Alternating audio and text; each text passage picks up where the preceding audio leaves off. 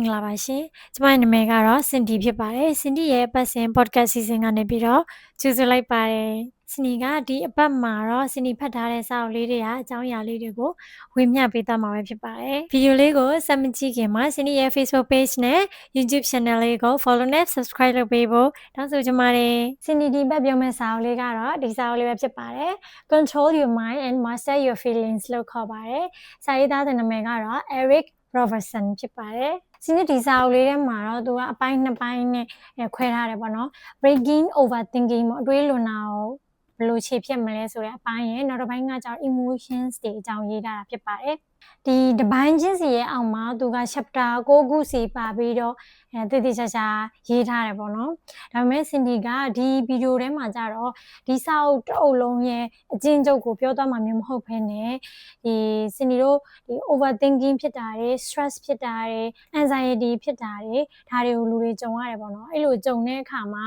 Cindy တို့အဲ့လိုမျိုးအကျင့်တွေကိုဘယ်လိုမျိုးဖြောက်လို့ရလဲဘယ်လိုအရာတွေက Cindy တို့ဒီ overthinking တို့ anxiety တို့ဒီ stress တွေကိုဖြည့်ဖြောက်လို့ရမလဲဒီခက်ခဲတွေကိုကျော်လွှားလို့ရမလဲဆိုတဲ့အပိုင်းကို Cindy ဒီဗီဒီယိုထဲမှာပြောသွားမှာဖြစ်ပါတယ်Cindy တို့ anxiety ဆိုတာကကြတော့ Cindy တို့အမြဲတမ်းနေ့တိုင်းကြုံတွေ့နေရတဲ့အရာဖြစ်တယ်ဥပမာအားဖြင့်ကိုကလုပ်နေကြအရာမဟုတ်တဲ့တခုခုကိုကိုကလုပ်လိုက်တဲ့အခါမှာဒါမှမဟုတ်ကိုကအလုပ်အသစ်ကိုပထမဆုံးရောက်တဲ့အခါမှာဒီဘေးစိမ်းတယောက်နဲ့ပထမဆုံးစကားစပြောတဲ့အခါမှာပြီးရင် presentation တွေ public speaking တွေကိုပထမဆုံးစပြီးတော့လုပ်တဲ့အခါမှာအဲ့တော့များသောအားဖြင့်ဒီပထမဆုံးအတွေ့အကြုံတွေတော်တော်များများမှာ Cindy တို့ anxiety ပေါ့နော်ဒီ nervous ဖြစ်တယ် panic ဖြစ်တယ်လို့လည်းခေါ်ပါတော့အဲ့ဒါမျိုးကို Cindy တို့ကခံစားရတယ်ဒီကကြောင့်ဒါကပုံမှန်ပဲ natural သဘာဝပဲပေါ့နော်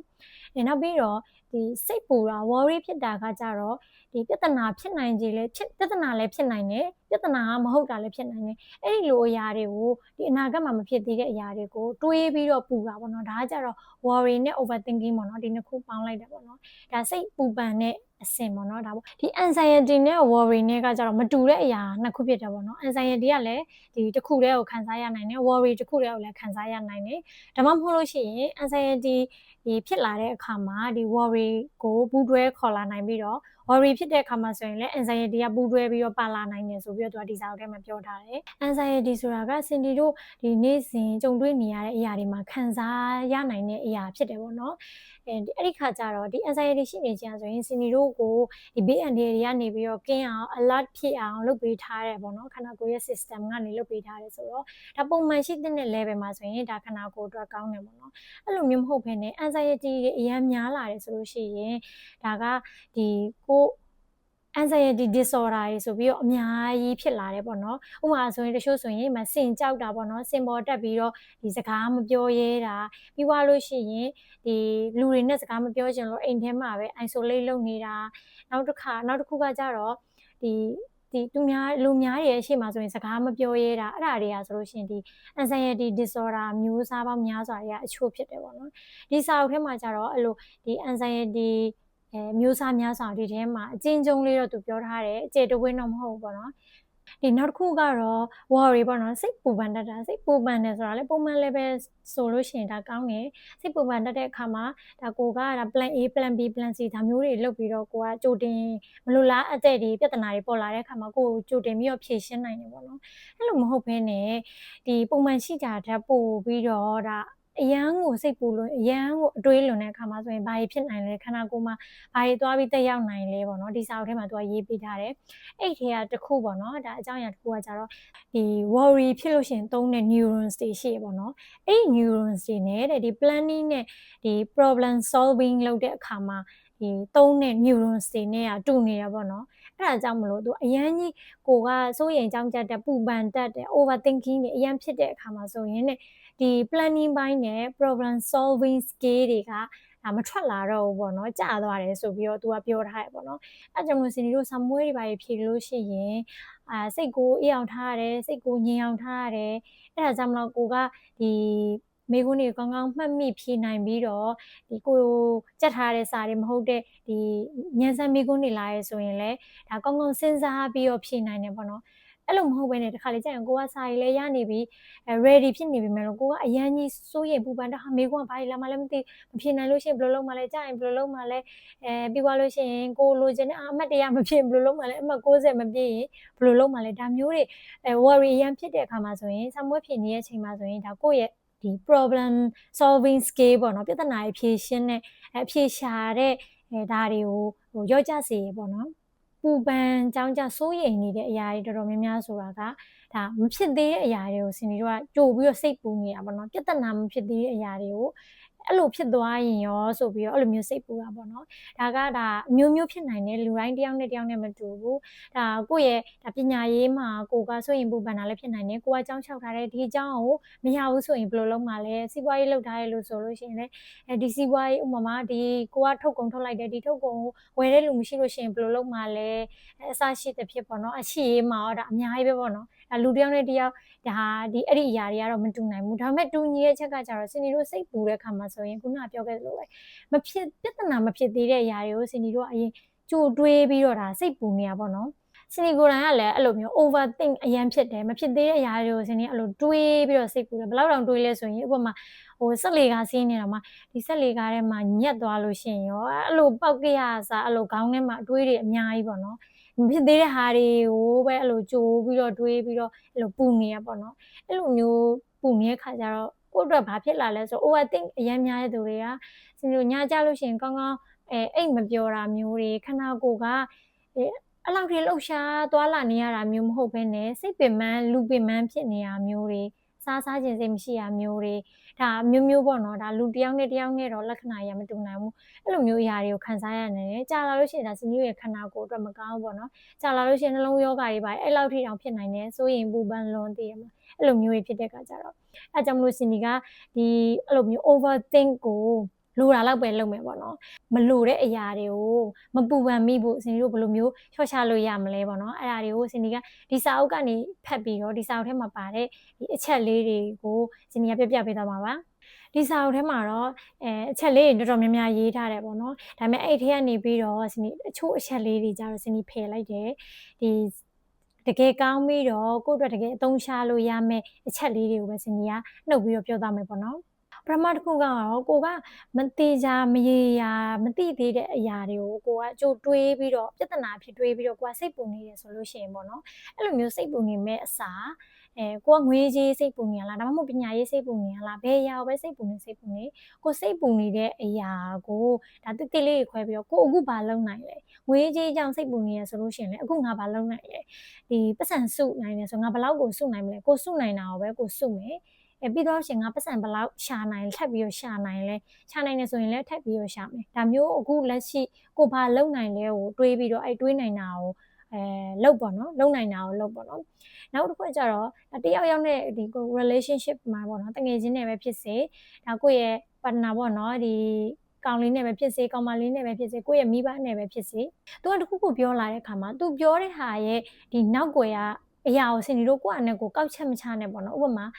သူကကိုကမွေးနေ့ရှိလို့သူ့ကိုဖိတ်လိုက်တယ်။ तू ကမလာနိုင်ဘူး။မလာနိုင်တာကိုကိုကतू ကငါမွေးနေ့ကြတော့မလာဘူး။ငါဖိတ်တာကြောင့်မလာဘူး။ဘယ်လာမလဲ။ငါ့ကိုမှမခင်တာဘာညာတိမလား။နောက်ဆက်တွဲဒီလိုမျိုး overthink ဖြစ်ပြီးတော့ကိုယ့်ရဲ့စိတ်ကိုဒုက္ခဖြစ်ခံမဲ့အစားပေါ့နော်။ကိုကအဲ့လိုမျိုး तू တခုခုခံစားရပြီဆိုမသေးချာမြင်ရတာကိုခံစားရပြီဆိုလို့ရှိရင်တစ်ဖက်လူကိုကိုကရိုးသားသားပွန့်ပွန့်လင်းလင်းဒါမေးလို့ရတယ်ပေါ့နော်။ तू ကလည်းမျိုးပြောတယ်။အော်မလာဘူးဆိုအော်အေးဘာလို့မလာနိုင်တာလဲလှုပ်ရှုပ်နေလားဘာလားပေါ့ဥပမာပြီးတော့လို့ရှိရင်ဒါတခြားຢာတွေလည်းဖြစ်နိုင်တယ်ပေါ့နော်ဘလို့ຢာတွေပဲဖြစ်ပါစေကို control လုပ်နိုင်တဲ့အရာကိုပဲ control လုပ်ရမယ်ပေါ့နော် control လုပ်မရတဲ့အရာတွေကိုတော့ဒီတိုင်းရှိပါစေတော့ဖြစ်ပါစေတော့ဆိုတာမျိုးအတွေးမျိုးကိုကတွေးတတ်မယ်ပေါ့နော်နောက်တစ်ခုကတော့ကိုကအဲ့လိုမျိုးoverthink ဖြစ်လာတဲ့ခါမှာတော့မဟုတ်လေဒီ negative emotions တခုခုပေါ့နော်ရှိလာတဲ့ခါမျိုးမှာဆိုရင်ကိုယ်အဲ့လိုမျိုးဖြစ်စေတဲ့ triggers ပေါ့နော်ဘယ်အရာကြောင့်ကိုကအဲ့လိုမျိုးဖြစ်သွားတာလဲဆိုတာကို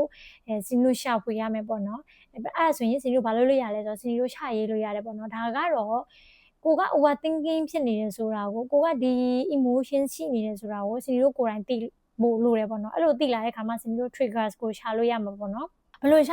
လို့ရလဲဆိုတော့ဥပမာစင်ဒီက overthinking တခုခု overthinking ဖြစ်နေတယ်ပေါ့နော်အဲ့ချိန်မှာဆိုစင်ဒီကဘာလို့ချရေးလို့ရလဲဆိုတော့ဘာဖြစ်တာလဲအဲ့ချိန်မှာဆိုလို့ရှိရင် ငါရဲ့ emotions ကဘာဖြစ်တာလဲစိတ်ပူတာလားဝမ်းနည်းတာလား stress ပြီးသွားတာလားဒါပါဘယ်ခံစားချက်လဲပေါ့နော်အဲ့နောက်ွယ်မှာ what you are thinking ကိုကဘာကိုဆက်ပြီးတော့တွေးလဲပေါ့နော်ဒါမျိုးကိုချပြီးတော့ကိုကရေးပေါ့အဲ့ရေးပြီးလို့ရှိရင်လေဒီမေးခွန်းတွေပြန်ပြီးတော့မေးပါတဲ့ကိုကအနာဂတ်ကိုကြိုတင်ပြီးတော့ခက်မှန်းနေမိရလားဒါမှမဟုတ်လို့ရှိရင်ကိုအတိတ်ကစိတ်တန်ရာရခဲ့ပူတဲ့အကြောင်းအရာကိုဆက်ပြီးတော့တွေးမိသွားလို့ကိုအဲ့လိုမျိုးခံစားရတာလားဒါမှမဟုတ်လို့ရှိရင်ကိုကဒီຢာကအသစ်စမ်းတစ်ခုပေါ့နော်ကိုလုံနေကြအရာမဟုတ်တာကိုကိုကလုံမိလိုက်လို့အဲ့လိုမျိုးခံစားနေရလားဒါမှမဟုတ်လို့ရှိရင်လေဒီလိုမျိုးကိုခံစားရဖို့ပေါ့နော်ဘယ်ຢာကတိုက်တွန်းတာလဲဥပမာသူများကစကားတစ်ခုပြောလိုက်တယ်အဲ့ဒီစကားတစ်ခုကကိုကခံစားရတယ်ဆိုရင်သူပြောလိုက်တဲ့စကားလုံးကဘာလဲပေါ့နော်ကိုကဘာလို့အဲ့လိုမျိုးခံစားတာလဲဒါမျိုးတွေကိုကချရေးခြင်းအဖြစ်ပေါ့နော်ကိုယ့်ရဲ့ခံစားချက်ကိုဒီဘယ်ຢာကလှုံ့ဆော်ပေးလိုက်လဲဆိုတာကိုကိုကပို့ပြီးတော့သိသွားတယ်ပေါ့နော်နံပါတ်3အချက်ကတော့ဒါစာချရေးတဲ့အကျင့်ပေါ့နော်ဒါကတော့စင်ဒီအခုလက်တလောလုပ်နေပြီးတော့တကယ်ကိုကြိုးရှိရထင်လို့စင်ဒီဒီထဲမှာထည့်ပြီးတော့ပြောရဖြစ်ပါတယ်ဒီစာအုပ်ထဲမှာပြောတာကြတော့သူကတစ်နေ့ကို10မိနစ်စာရေးပါပေါ့နော်အထူးသဖြင့်ညမအိတ်ခင်ပေါ့နော်ဘာတွေရေးလို့ရလဲဆိုတော့ဒီကိုကြိုတင်ပြီးတော့စီစဉ်ထားစရာမလိုဘူးအဲ့ဒီ10မိနစ်အတွင်းမှာကိုခေါင်းထဲကိုရောက်လာသမျှအကြောင်းအရာတွေအကုန်လုံးကိုချရေးလို့ရတယ်အဓိပ္ပာယ်မရှိလဲဘာမှမဖြစ်ဘူးအစင်လိုက်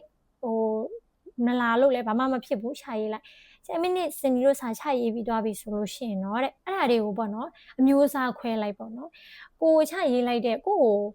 ဒီ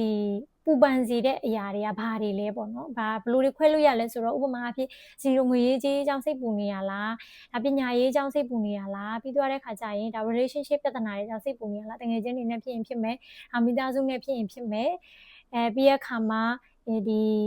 ီချစ်သူရည်စားနဲ့ဖြစ်ရင်ဖြစ်မယ်ပေါ့ပြီးတော့ကိုကအလုပ်လုပ်တဲ့သူဆိုလို့ရှိရင်လည်းအလုပ်မှာကြုံလာတဲ့ပြဿနာတွေဒါမှမဟုတ်လို့ရှိရင်လည်းအလုပ်မှာလုပ်စရာတွေပေါ့နော် deadline တွေထပ်ရမယ့် project တွေဒါပုံနေတာပေါ့နော်ဒါမျိုးတွေပေါ့ဒါတွေအကြောင်းစိတ်ပူနေလားကိုကအမျိုးအစားခွဲလိုက်ပေါ့နော်အဲ့လိုခွဲလိုက်လို့ရှိရင်စင်တော့ပို့ပြီးတော့သူကတိသွားလိမ့်မယ်တဲ့ကိုဒီလိုမျိုး stress ပြီးစေတဲ့အရာများစုကဘယ်ဟာလဲဆိုတော့သိသွားလိမ့်မယ်အဲ့ဒါနံပါတ်1ချက်နံပါတ်2အချက်ကကြတော့ဘာကိုကူညီပေးမလဲဆိုတော့တော်တော်များများကိုစင်ဒီတို့ခွဲလို့ရတယ်တချို့အရာတွေကကြတော့စင်ဒီတို့စိတ်ပူပန်နေဆိုရင်ဖြည့်ရှင်းလို့လိုက်လို့ရတဲ့အရာဖြစ်တယ်ပေါ့နော်ဥပမာ deadline နေတာဥပမာအိမ်လာကဘေးတွေဆောင်ရမှာ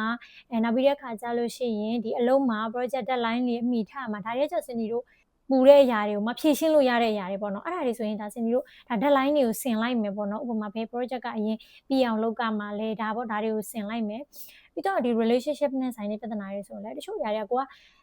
ကိုတယောက်တည်းတွေးပြီးစိတ်ပူနေတာပြဿနာကြီးလို့ဖြစ်နေတာပေါ့နော်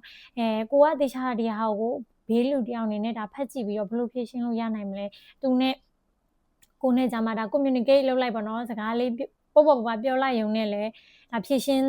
းလို့ရနိုင်တဲ့အရာတွေဖြစ်နိုင်တယ်ပေါ့နော်အဲ့ခါကျတော့ဒီလိုချရေးခြင်းအပြင်စင်တို့ကဒီဘယ်စိုးရင်ပူပန်နေတဲ့ကို stress ဖြစ်နေတဲ့ဘယ်ຢာတွေကိုတော့ငါတို့ကဖြေရှင်းလို့ရတယ်ဘယ်ຢာတွေကိုတော့ငါတို့ကဖြေရှင်းလို့မရဘူးဆိုတော့ရှင်းရှင်းလင်းလင်းပို့ပြီးတော့သိလာနိုင်တယ်ပေါ့နော်အဲ့ခါကျတော့ဖြည့်ရှင်းလို့ရတဲ့ຢာတွေဆိုရင်လည်းစင်ဒီတို့ကြိုတင်ပြီးတော့ plan ဆွဲမယ်လေနော်ဒီဘယ်ຢာကိုကအရင်ဆုံးပြီးအောင်လုပ်လိုက်မယ်ဘယ်ຢာကိုဒုတိယလုပ်မယ်ဘယ်ຢာကိုနောက်ဆုံးမှလုပ်မယ်ပေါ့နော်ဒီဆိုရင်ပူပန်နေလဲပဲဒီပြဿနာတွေကဖြည့်ရှင်းလို့မရတဲ့ပြဿနာကို control လုပ်လို့မရတဲ့ပြဿနာတွေဆိုရင်เนาะစင်ဒီတို့ကဒါရှိပါစေပေါ့เนาะဖြစ်ပါစေဒါကိုမ control လုပ်လို့မရတာပေါ့เนาะဒါမျိုးစိတ်ထားပြီးတော့ဒါလွတ်ချလိုက်ပေါ့เนาะဒါတွေလှုပ်ချင်းအဖြစ်ကိုယ့်ရဲ့ stress လုံးဖြစ်စေတဲ့အရာတွေကိုပိုတိပြီးတော့ manage လုပ်ရတာပို့ပြီးတော့လွယ်တယ်ပေါ့နော်နောက်တစ်ချက်ကကြတော့ to do list ပေါ့နော်ကိုလုပ်ရမယ့်အရာတွေကိုချရေးထားတာပေါ့နော်ဒါကလည်းကုညီရာရောက်တယ်ဆိုပြီးတော့သူကရေးထားတယ်ဘာလို့လဲဆိုတော့တဲ့စင်တို့ချရေးလိုက်ပြီဆိုရင်စင်တို့ဘာတွေကို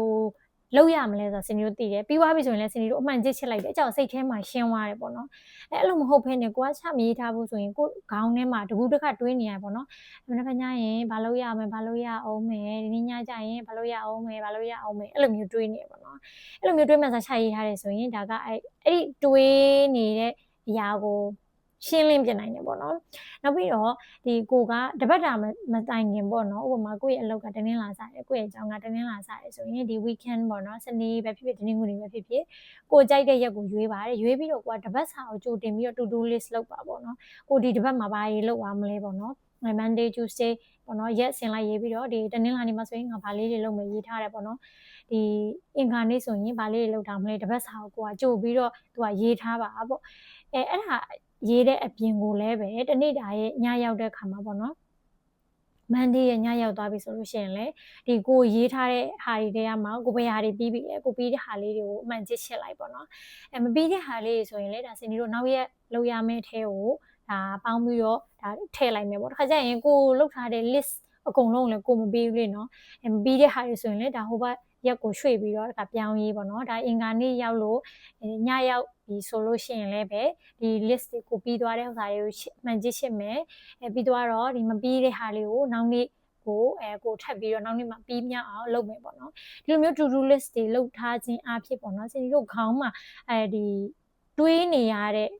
ပြဿနာတွေကိုရော့ချပေးနိုင်တယ်ပေါ့နော်နောက်တစ်ခုကကြတော့စင်ဒီတို့အခုလူပြောများပြီးလူကြိုက်များတဲ့ me time ပေါ့နော်ကိုယ့်အတွက်အချိန်ပေးပါပေါ့နော်ဥပမာအားဖြင့်ဒီတိတ်ဆိတ်ငြိမ်သက်တဲ့နေရာကိုရှာပြီးတော့ကိုကဒီ10မိနစ်လောက်ဒီလေဝင်လေထွက်မှတ်ပေးတာမျိုးပေါ့နော်ဒါမှမဟုတ်ကိုကလမ်းလျှောက်ညနေခင်းလမ်းလျှောက်ရကြိုက်တယ်ဆိုတော့မိနစ်20လောက်လမ်းလေးလျှောက်ပေါ့နော်ဒါမှမဟုတ်လို့ရှိရင်လည်းကိုက show ကြည့်ခြင်းနဲ့ဒါမှမဟုတ်ကိုကြိုက်တဲ့ဇာတ်လမ်းတွဲလေးကြည့်ခြင်းနဲ့ဆိုလည်းမိနစ်30 45မိနစ်လောက်ကြည့်ပေါ့ဒါမှမဟုတ်လို့ရှိရင်လေဒါမင်္ဂလိဆိုရင်ဒါ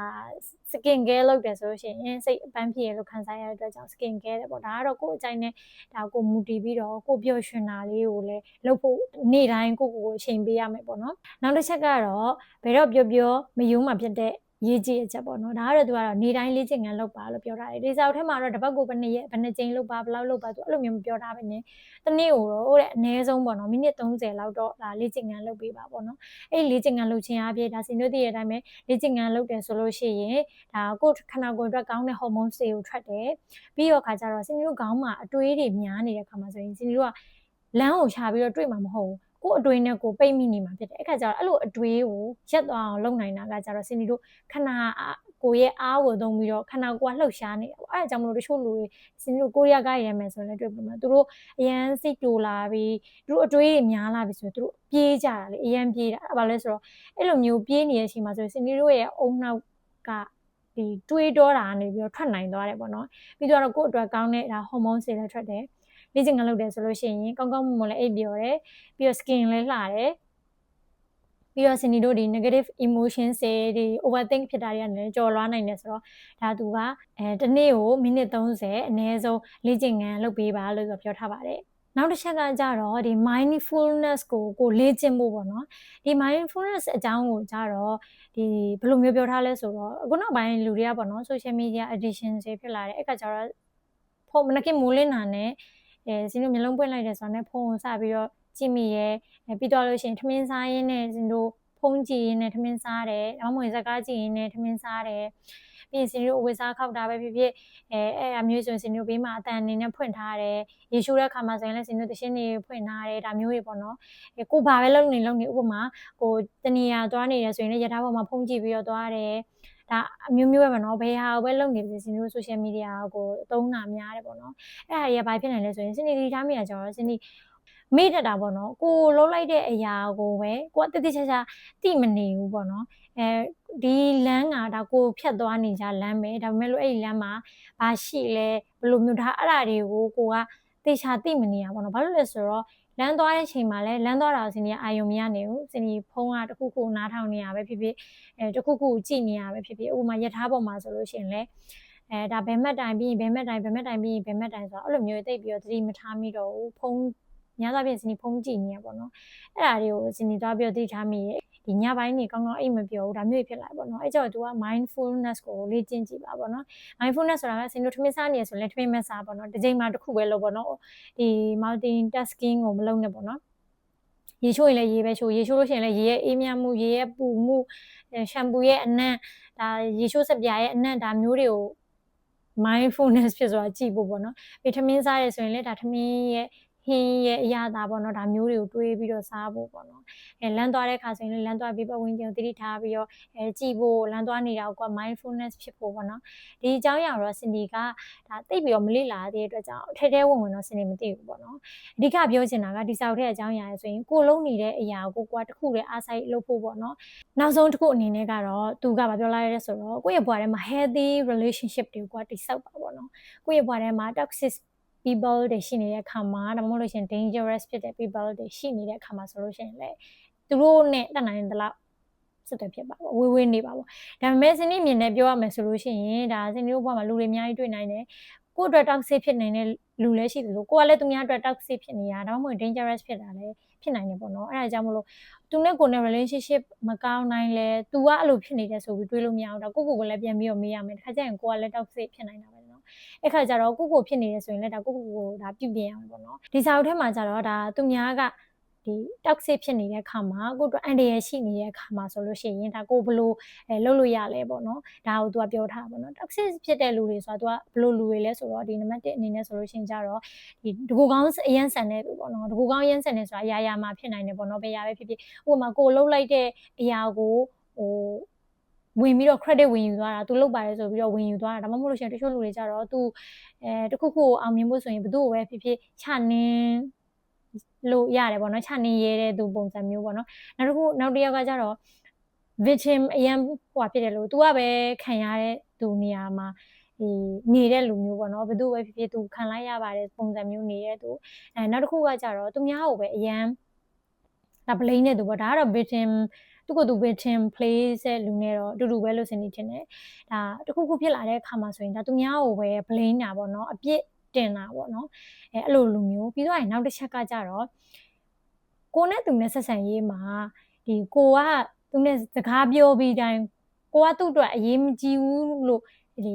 ီကိုခံစားရစေတဲ့ feeling မျိုးကိုပေးတဲ့သူပေါ့နော်ဥပမာအဖြစ်ကိုက conversation အကြောင်းပြောတယ်သူ့အကြောင်းနေပြောတော့ကိုကနားထောင်တယ်တိတိစိတ်နားထောင်တယ်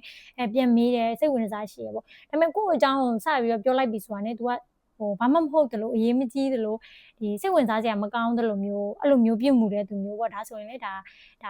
toxic ဆန်တဲ့လူမျိုးပေါ့နော် तू ပြောထားတယ်အဲ့ခါကျတော့ဒီစင်တို့အဲ့လိုမျိုးလူတွေနဲ့တွေ့ပြီဆိုလို့ရှိရင်ပေါ့နော်ကိုယ့်ရဲ့စိတ်ခံစားချက်တွေကိုမထိခိုက်အောင်စင်တို့ဘယ်လိုမျိုးနေလို့ရလဲပေါ့အဲ့ဒါတော့ဒါလူတိုင်းသိတဲ့အတိုင်းပဲဒါသူက boundaries လေးထားပါပေါ့နော်စီတာထားပါပေါ့နော်ဒီလူအကြောင်းကိုကသိသွားပြီဆိုရင်ဒီလူနဲ့ဆိုလို့ရှိရင်ကိုယ့်ရဲ့ဒီမကောင်းတဲ့ခံစားချက်တွေကိုခံစားဥပမာကိုဝမ်းနေတာဒီကိုစိတ်ဖိစီးတာဒါမျိုးတွေပေါ့နော်negative emotions တွေကိုရှိတယ်ဒီလူကြောင့်ရှိတယ်ဆိုလို့ရှိရင်ကိုကအဟန့်တားလေးတစ်ခုလောက်ထားပေါ့နော်နောက်တစ်ခုကကြတော့သူပြောတဲ့ drama ထဲမှာကိုကသွားပြီးတော့နှိမ့်မြုပ်ပြီးတော့ကိုပါလိုက်ပြီးတော့အဲ့ drama ထဲမှာမမြုပ်ဖို့ပေါ့နော်ခက်ခဲဆိုလူတိုင်းမှာရှိဟုတ်တယ်တချို့လူတွေကြောင့်ခက်ခဲပြလို့ကိုပြောပြရတယ်ဒါကိုကဖြည့်ရှင်းအကြံဉာဏ်ပေးလို့ရတယ်မဟုတ်ရင်ကိုနားထောင်လိုက်တဲ့အခါမှာဆိုရင်သူ့ရဲ့ဒီသူခံစားနေရတာတွေတက်တာတယ်ပေါ့နော်တချို့လူတွေကြတော့တဲ့သူကအဲ့လိုမျိုးမဟုတ်ဘူးပေါ့နော်သူတို့ကအရန် drama ဆန်တယ်ပေါ့နော်အဲ့လိုမျိုးသူတို့ရဲ့အကြောင်းကိုအဲ့လိုမျိုးတွေပြောပြီးတော့သူတို့victim တွေလောက်ပြီးတော့သိရမလားဒီကိုကသူ့ကိုအကြံဉာဏ်ပေးတယ်ဆိုရင်လေ तू ကနားထောင်မှာမဟုတ်ဘူးသူတို့မှန်တယ်လို့ပဲထင်တာသူအဲ့လိုလူမျိုးပေါ့နော်ဒါအဲ့လိုလူမျိုးတွေဆိုလို့ရှိရင်သူတို့ရဲ့ drama ထဲမှာကိုကမနစ်မြုပ်နေပေါ့နော်ပြီးတော့လူတွေနဲ့ဒီဆက်ဆံပြောဆိုတဲ့အခါမှာလဲ don't take it personally အဲ့လိုမျိုးမခံစားလိုက်ပြီးတော့အကုန်လုံးကိုမခံစားနေဖို့ပေါ့နော်တချို့လူတွေဆိုရှင်မလားအရန် judge အရန်လောက်တာပေါ့နော်လူတွေ့ပြီဆိုတာနဲ့ဒီနှုတ်ဆက်လို့ရှိရင်ဝါလာတာပိန်လာတာကိုအရန် judge လုပ်တဲ့လူတွေရှိရယ်ကိုဆိုမကောင်းမဲမြင်နေတဲ့လူတွေရှိအဲ့လိုမျိုးမြင်နေတဲ့လူတွေကို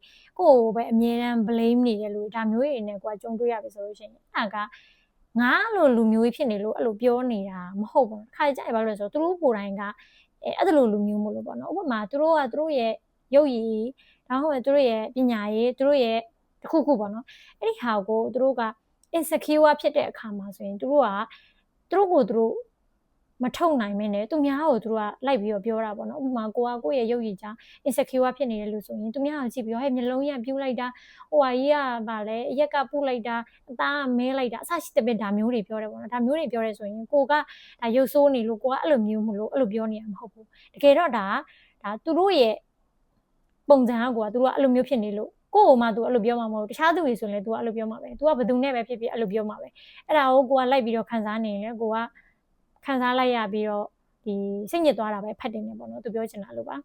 ပြီးတော့စင်တို့ relationship တွေမှာဆိုလို့ရှိရင်ဒါ healthy relationship ကိုတည်ဆောက်ဖို့ဆိုရင်နံပါတ်1အရေးကြီးဆုံးချက်က communicate လုပ်ဖို့ပေါ့နော်ဒါတခုခုကိုကဒီတန်တရားဖြစ်လိုက်တယ်ကိုခံစားလိုက်ရတယ်ကိုမသိချမြေရဖြစ်နေတဲ့အရာမျိုးတွေဆိုတော့ကိုက communicate လုပ်ဖို့လိုတယ်ပေါ့နော်စကားပြောဖို့လိုတယ်ကိုစကားမပြောဘဲနဲ့နေတဲ့အခါမှာဆိုလို့ရှိရင်ဒါနှစ်ယောက်ကြားမှာရှိတဲ့ပြဿနာတွေကဒါပို့ပြီးတော့ကြီးလာနိုင်တယ်ပေါ့နော်ဘာလို့လဲဆိုတော့စင်ဒီတို့ကလူတွေဖြစ်တဲ့အတွက်ကြောင့်မလို့ခုနပြောခဲ့သလိုပဲ overthinking ဖြစ်တယ်အမှထပ်ပြီးတော့အဲ့လို overthinking ဖြစ်ပြီးတော့ကိုယ့်ရဲ့အတွေးတွေကနေကိုကယုံမထွက်နိုင်တော့ဘူးအဲ့ကြတော့ဒါတစ်ဖက်သားပေါ်မှာကိုကအထင်မြင်လွဲမှားလာတယ်အဲ့အထင်မြင်လွဲမှားလာတာကိုစင်ပြီးတော့စကားတယောက်နဲ့တယောက်နဲ့မပြောကြည့်ပဲနဲ့ထားမယ်ဆိုလို့ရှိရင်ပြဿနာဖြေရှင်းပြီးသားမဖြစ်သွားပဲနဲ့တဖြည်းဖြည်းနဲ့စုပုံလာပြီးတော့ဒါ toxic ဆန်တဲ့ relationship တွေကိုဖြစ်သွားစေပေါ့နော်အဲ့ဒါကြောင့်မလို့စင်တို့ healthy relationship ကိုတည်ဆောက်ဖို့ဆိုလို့ရှိရင်နံပါတ်1အရေးကြီးဆုံးချက်ကစင်တို့ communicate လုပ်ပါပြီးရင်သူများကို respect ထားပါပေါ့နော်ပြီးတော့လို့ရှိရင်ကိုကကိုယ့်ရဲ့ဘယ်ရာတွေကိုထိမကြိုက်ဘူးလေဒါမျိုးတွေပေါ့နော်အဲ့ဒါတွေဆိုရင်ကိုက boundaries ထားရမယ်သူများကိုလည်းကိုက respect ထားရမယ်ကိုအတွက်ကိုလည်းကိုကဒီစီတာထားရမယ်ကိုမကြိုက်တဲ့ຢာတွေကိုမကြိုက်ကြောင်းဒါပုံမှန်လင်းလင်းဒါပြောလို့ရရပေါ့နော်ကိုညင်းလိုက်လို့သူများကဘာဖြစ်သွားမဲဘာညာအဲ့လိုမျိုးတွေဟိုဖြစ်စရာမလိုဘူးကိုကမကြိုက်တဲ့ခါမှာကိုကမလုပ်ချင်တဲ့ခါမှာလည်းပုံမှန်လင်းလင်းနဲ့ကောင်းကောင်းမွန်မွန်ဒါညင်းဆိုလို့ရတယ်ဒါမျိုးတွေပေါ့သူများညင်းလာတဲ့ခါမှာဆိုရင်လည်းကိုကrespect ရှိနဲ့နားလည်ပေးရမယ်လက်ခံပေးရမယ်ကိုကဘယ်လိုခံစားရလဲဆိုတာကိုကိုကပြောပြဖို့လိုတယ်ပေါ့နော်ဥပမာနင်ရဲ့ဒီလိုပြောလိုက်တဲ့စကားကြောင့်ငါကဘယ်လိုမျိုးခံစားရတယ်နင်ဒီလုပ်လိုက်တဲ့အပြုမှုလေးကြောင့်ဒီလိုလုပ်လိုက်တဲ့ပြုမှုကြောင့်ငါဒီလိုမျိုးခံစားရတယ်ပေါ့ဒီလိုမျိုးပေါ့ကိုယ့်ရဲ့ feelings တွေကိုဝေမျှကြပါပေါ့အဲ့တော့လူတိုင်းကပြည့်စုံမနေနိုင်ဘူးပေါ့နော်အဲ့ခါကျတော့ဒီတယောက်နဲ့တယောက်အပြန်လန်ဆွေးနွေးညှိနှိုင်းဖြည့်ရှင်းမှာပေါ့အဲ့လိုဖြည့်ရှင်းလို့မရတော့ဘူးဆိုလို့ရှိရင်အရင်ကို toxic ဆန်လာပြီဆိုရင်အဲ့ဒီဆက်ဆံရေးကိုဖျက်တောက်လိုက်ပါဒါမှမဟုတ်လို့ရှိရင်လည်း physically ရဖျက်တောက်လို့မရတဲ့ဆက်ဆံရေးတွေအများကြီးရှိရပါတော့တကယ်ချင်းနေနဲ့ပဲဖြစ်ဖြစ်ပေါင်းတဲ့မိတ်ဆွေနဲ့ပဲဖြစ်ဖြစ်မိသားစုနဲ့ပဲဖြစ်ဖြစ်ဒါမျိုးတွေပေါ့နော်ဆက်နွယ်နေတဲ့အရာတွေရှိသေးတယ်ဆိုလို့ရှိရင်လည်းပဲစိတ်ပိုင်းဆိုင်ရာကြီးကကိုဒီ boundaries လေးထားပြီးတော့ဒီနေတတ်ဖို့ပေါ့နော်ဒါကတော့ဒီစာအုပ်လေးကနေပြီးတော့သိရှိလိုက်ရတယ်ဇနီးတို့ဒီ overthinking အကြောင်းတွေ anxiety တွေ stress တွေဒါမျိုးတွေကိုဒါမလိုလားအပ်တဲ့အချိန်မှာဆိုလို့ရှိရင်ဇနီးတို့ဘယ်လိုမျိုးချော်ချလို့ရလဲဆိုတဲ့နည်းလမ်းတွေကိုဇနီးကအကျိုးရှိမဲ့ထင်လို့ဝင်မြပေးသွားတာဖြစ်ပါတယ်။ဇနီးပြောပြသွားတဲ့တချို့အရာတွေကတိတ်ပြီးတော့မရှင်းမလင်းဖြစ်နေရဆိုလို့ရှိရင်လည်းဒီစာအုပ်လေးကိုကိုယ်တိုင်ဖတ်ကြည့်လို့ရပါတယ်။ဒီစာအုပ်လေးကဒီ overthink ဖြစ်တဲ့လူတွေဒီ anxiety များပြီးတော့ stress များတဲ့လူတွေအတွက်အရန်ကောင်းတဲ့စာအုပ်လေးဖြစ်ပါတယ်။ဒီဗီဒီယိုလေးကိုအဆုံးထိကြည့်ပေးတဲ့အတွက်ကျေးဇူးတင်ပါတယ်။နောက်ပတ်ဗီဒီယိုလေးမှာပြန်တွေ့ကြပါမယ်။